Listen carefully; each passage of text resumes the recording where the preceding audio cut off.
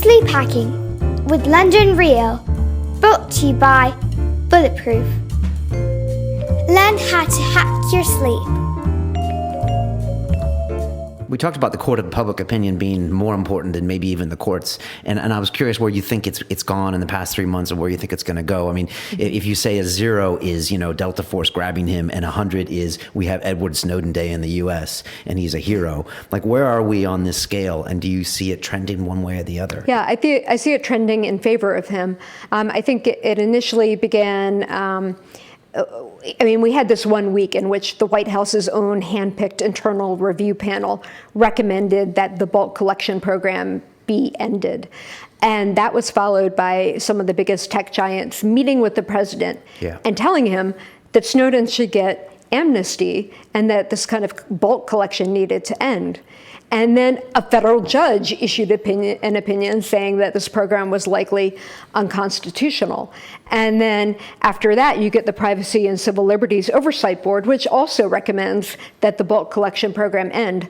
So I feel like, this case being about 1% legal and 99% political, I feel like Snowden's political capital has been increasing and his bargaining power. I feel like we're turning the Titanic in terms of public opinion, and I think people are beginning to realize he's not the bad guy here. And in fact, the bad guys are the ones who should be facing the music, like the Director of National Intelligence, who lied to Congress under oath on camera. None of these people have been held accountable. The director of NSA, the director of National Intelligence, all these people who have lied to Congress and perjured themselves and created and run these programs, none of them have been held accountable. It is a felony every single time they collect information on people without a warrant. And if you think about that happening on the scale of billions of times per day, it's almost inconceivable how many criminal violations have occurred because of these programs. Understood. Tom, you used to be at the NSA. 60 Minutes did a big expose about the NSA a couple months ago, and they went in and talked to everyone there. And at the end, they asked them about Snowden, and these guys had some really visceral reactions to Edward, something along the line of, you broke the code, you did what everyone in the NSA knows not to do. And I just wondered if you saw that and how that makes you feel. Do you, understand what that is? Were you forced to deal with that kind of mentality? Yeah, I was treated in a very similar manner. I mean, that type of language was used by others. Can you explain the mentality in the NSA? Well, I have to remember, NSA is an institution. They're a very secret organization. They were literally created by just a stroke of a pen by the executive branch. It was not legislation from Congress in 1952 under the Truman administration. Their institution is secret. They protect the secrets. So if you violate that, and it's not an oath, by the way, some people have called it, the only oath that I took was to support and defend the Constitution of the United States. It was not an oath to secrecy. It was not an oath to the president. But in that institution, you protect the secrets. You protect the institution. So if anything is going to make us look bad, you will receive punishment.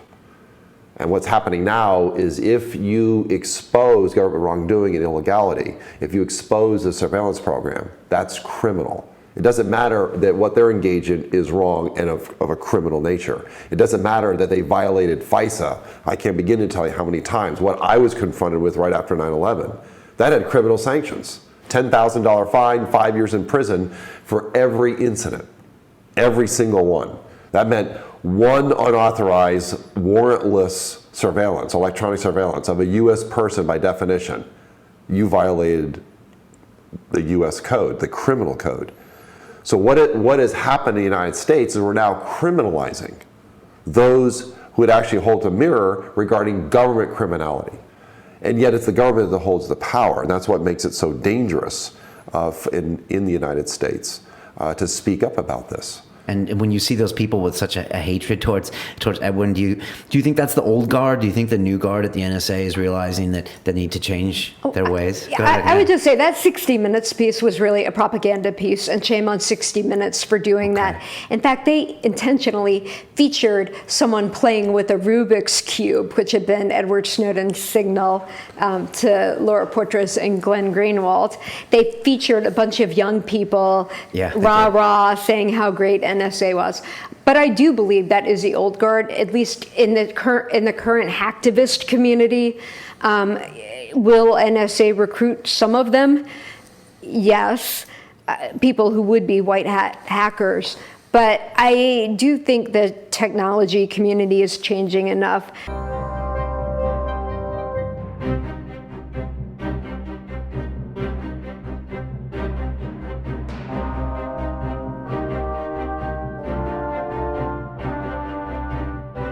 This week on London Real, we have astrophysicist Neil deGrasse Tyson. I wake up every morning astonished that an astrophysicist can have 1.7 million Twitter followers. The cosmos is anything where it's a frontier of human knowledge of how the world works.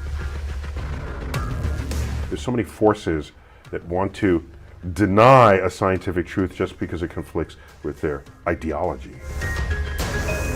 I thought of myself, because I could wrestle, as sort of a defender of geeks. There is no teacher in any time in my life, from kindergarten through 12th grade and beyond, who ever would have said, he'll go far. And the act of finding out is the lesson, not the lesson itself. On Sunday, London Real presents Neil deGrasse Tyson, Cosmos. I'm happy to report that there's an appetite for the cosmos out there.